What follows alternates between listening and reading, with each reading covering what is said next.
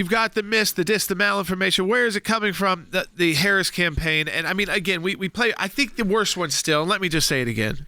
I'm sure they are spending, by the way, in the 25 days since Joe Biden has stepped aside, so maybe 24 days since Harris was, put forward as the likely nominee, and then she secured the nomination even before the convention next week. In 25 days, they have spent $941,000 just with Google on these ads running. Now, you're not going to see them everywhere you are. You're going to see them if you're in Pennsylvania, Michigan, Georgia, North Carolina, Wisconsin, Arizona, and Nevada. So, again, some of the most key battleground states in the country. That's no surprise there for any kind of advertising. What is a surprise is the amount of money. And, Logan, I kind of want you to explain that to people. You put $941,000 behind Google ads in 20-ish days in only, 7 states, so a few of which are very small states. Yeah. That's a lot of people seeing it. Tens of millions of impressions. We probably could come up with a number, exact number, something close to it. But depending on how targeted it is, you could reach tens of millions of people, if not more, with $1 million in ad spend. We obviously get involved in ad spending here. We do that for our campaigns and for the ACLJ, so we know how that works. And that is a lot of money, especially to be spending in very specific markets. You're not blanketing the United States. You're highly targeting these, and these are incredibly misleading. I think probably the worst of the worst that I've seen, because it is that idea of creating, because it does lead you to a real article. It is a fake headline that they have created out of thin air that then sends you to a real article. And understand what they are doing. They are funding essentially these news outlets. The news outlets then are getting a ton of traffic, which then gets advertiser revenue, and they realize, more ad revenue is coming in on Harris campaign articles that are more positive. So let's create more positive articles. But those articles are being pushed from the campaign with a fake headline, and a fake headline, like you said, that isn't based in some kind of reality. It's, the inflation is down. It's border crossing at a new low. Trump blocks border security. These are just falsehoods that they hope people click on it.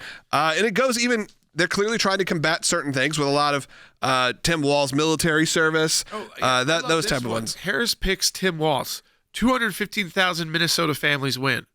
Doesn't explain about why. And it was a tax credit somehow under his program, which, by the way, is so common by governors on both sides of the aisle. But it's just using that headline like 215,000 Minnesota families win by Harris's decision. But if you wonder why these news sources are historically liberal-leaning, they're legitimately paying the Democrat campaign right now for president is paying for traffic to be sent to PBS, to NPR, to Rolling Stone, to The Independent, to Time Magazine, to AP News.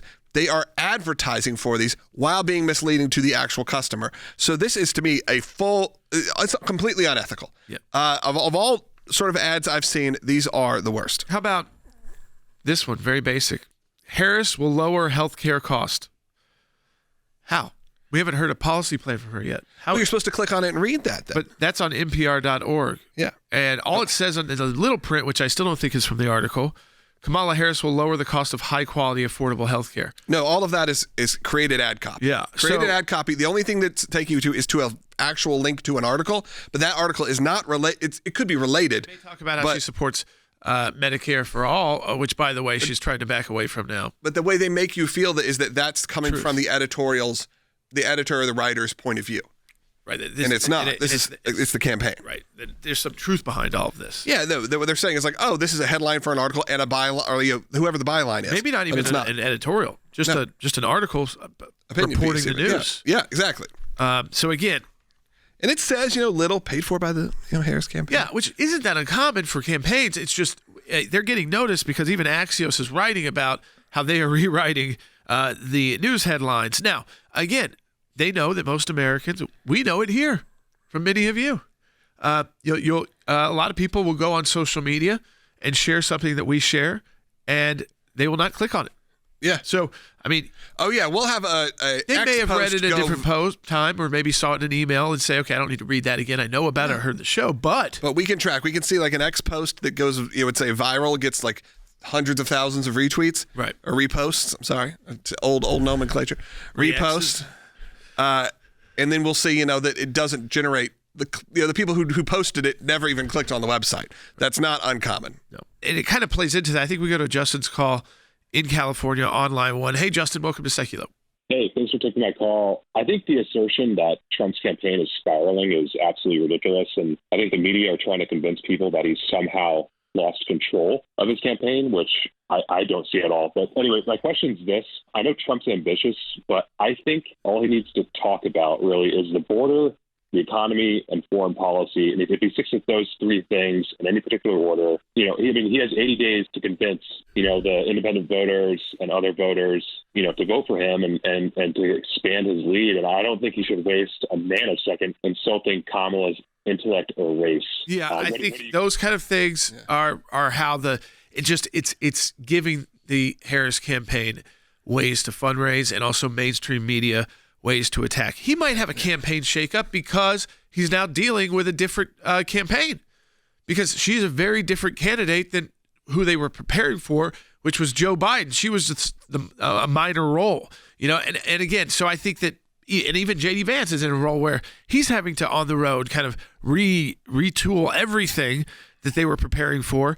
I think what we'll see is post-Democrat convention, there'll be a bump or whatever, but remember the post-Republican convention, Democrats were like, "Oh my gosh, the Republicans are coming out. This is like they are so pumped up. I don't see how we can win this time." I mean, it just feels that you get a feeling that way.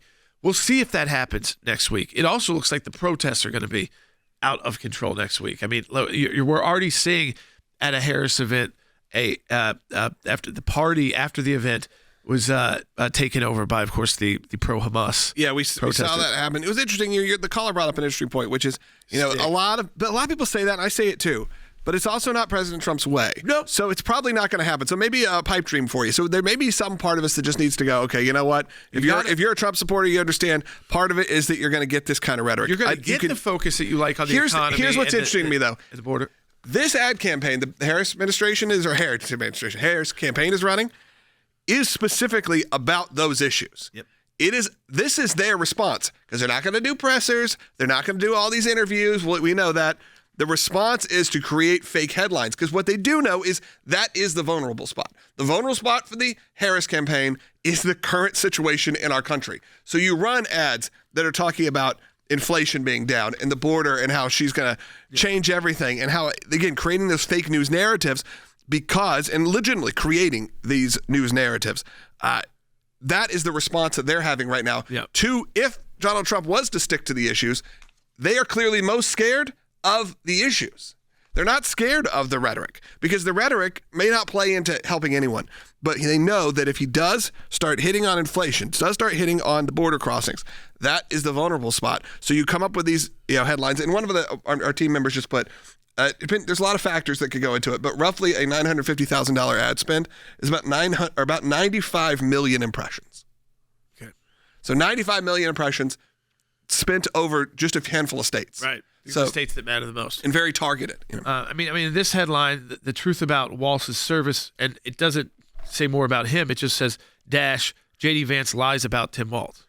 Yeah. I mean, so you're calling your VP opponent a liar. I just think, again, there should be a retooling by the Trump campaign. We've all said that there has to be, because they're up against a very different candidates now for president, Harris and Walz. So, of course, you're going to have to take a little time to fine-tune what works and what doesn't. He's going to go out, like the caller said, I don't really love that he says this or that, but he's going to test things the next couple of weeks to see what is working, and then you go full steam with that message. I do think the full steam message is the border, the economy, inflation, and what you got going on in, of course, Russia, Ukraine, and, of course, Israel and the Middle East and Iran. So if you look at those issues, and he's always going to talk about those issues, by the way, Logan. He's always going to speak to those issues, but you're still going to get Donald Trump. First of all, he's back on Twitter now. It's not changing. It's not changing. But remember, they're the ones that call you clowns, and they're the ones who are posting this. So,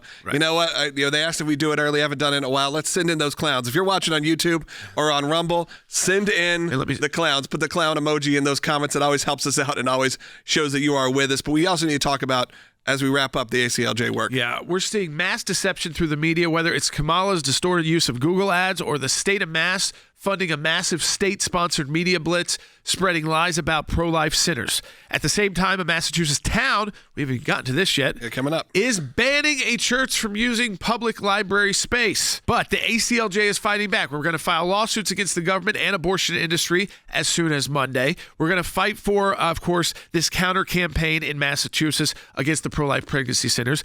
And we've already got the demand letter out to Massachusetts town banning that church from accessing the library space, something we won at the Supreme Court, 30 years ago, the ACLJ. But these are massive cases that require immense resources. Donate today during our Life and Liberty Drive right now, aclj.org. We need your financial support, aclj.org.